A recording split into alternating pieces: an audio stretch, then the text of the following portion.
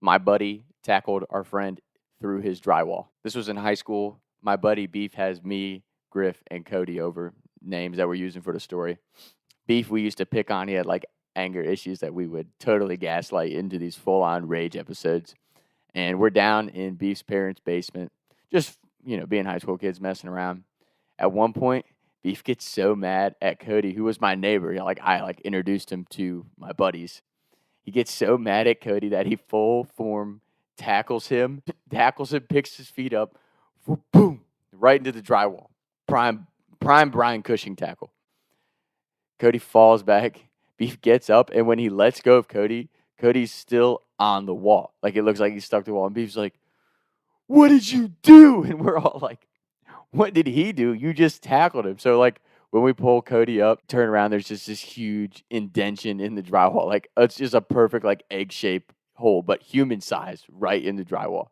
And he's like, "Damn it, you guys suck." And just starts going off us. We're like, "Beef, you tackled him into the drywall." I know that every kid has a friend that they grew up with like this.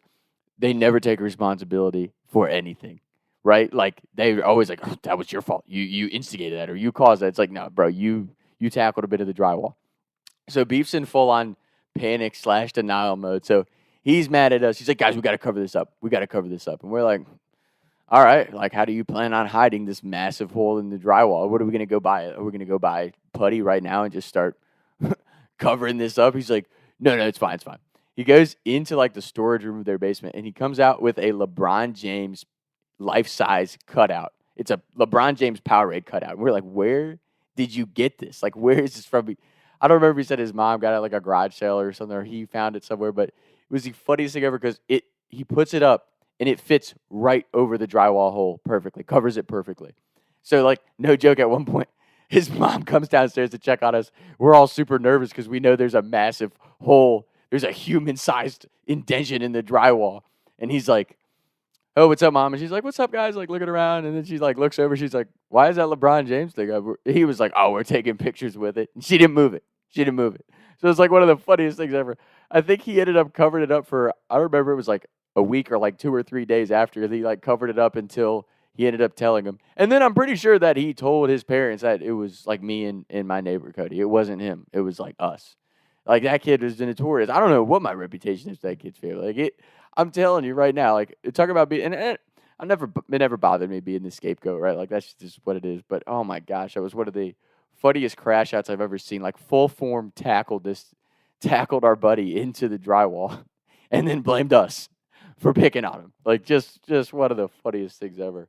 And that's one thing. Like, as far as the internet goes, like, I'm sure a lot of people think 90% of my stories are made up and fake or I'm full of shit or whatever. And that's honestly never bothered me because that's kind of the whole point, right? Like, as far as the real or movie script, me and my inner circle know what stories are true, and the people out there, you have to guess what it is. Like, that's the whole point of entertainment, right?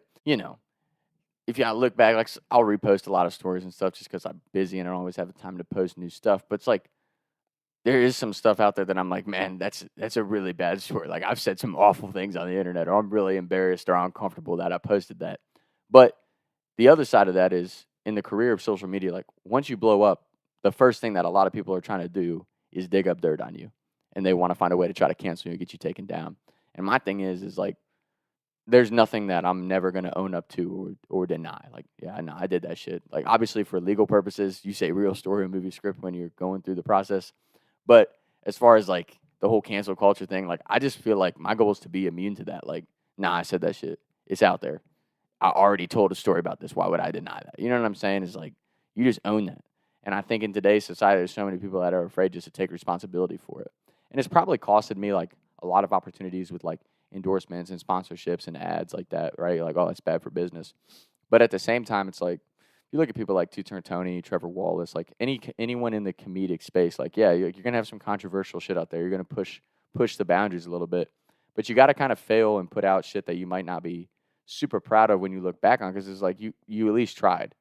Like, every post might look like a failure for 3 or 4 years, maybe 10 or 12 years, but eventually you'll hit that one. If you just stay persistent and keep going, then you find that space where it's like, man, I finally hit the right chord, finally blew up. You know what I mean? And I think I'd rather fail and be embarrassed or,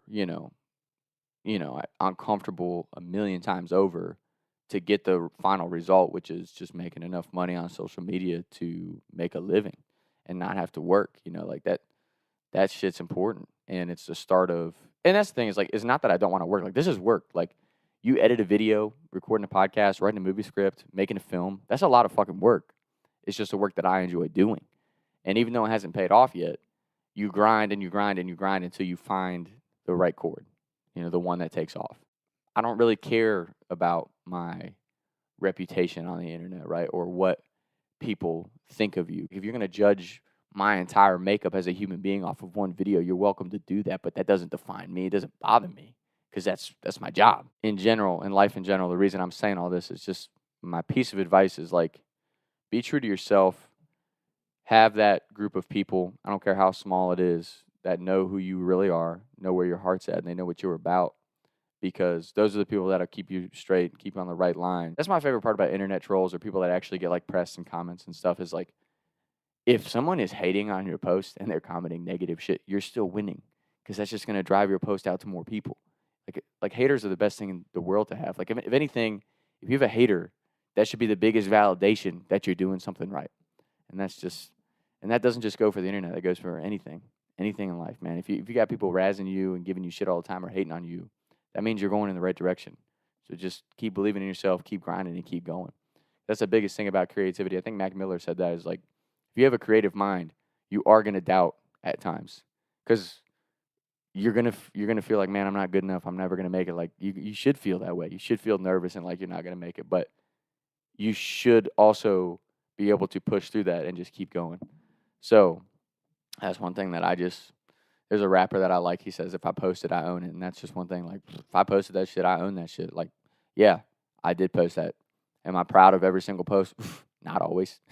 Like, sometimes, yeah, especially when I was starting out, you get a little caught up in, like, man, let's get on the shock value and the views. Like, let's try to get views. Let's try to get views. Let's try to get views. But it's like, at the end of the day, like, you're either good enough at something or you're not. Like, just own it. Believe who you are, believe in yourself and who you are as a person, and just go chase whatever it is that you're trying to get. Even if it's not social media or any type of creative content, like whatever it is, believe in yourself, believe in your skill set, and believe in the fact that you can go do it and just go get it. I think that's more important than anything else. So that's today's episode. What a great story watching my buddy get put through drywall, especially when you're not involved in that shit. And you get to watch your friends, like, in a panic, like, oh, fuck, what do I do? What do we do? It's like, whoa. Now what do we do? Like, we help you cover it up, but we didn't do that shit. Like, that's the one thing that drove me crazy about some of my buddies is, like, they'd always try to deflect and blame somebody else. It's like, nah, you did that shit. Own that shit. You fucking did that shit. You own that shit. Own up to that shit. Don't blame that shit on me. I don't think it helps you at all in life to always have a cop-out or somebody to blame something on. Like, just own who you are as a person. Take responsibility for the things that you've done, and just be who you really want to be. We all make mistakes. We all do things that we're embarrassed of, or we all fail. It's just part of life. Life is a bitch, but if you keep going, eventually you get to fucking smack that bitch. Talk to top. Taking shots by the lake till I can't even breathe no more. See no more. I was riding around town thinking to myself, is it gonna get easier? I'll be up in a I like it. Daddy! Daddy, get the fucking moves!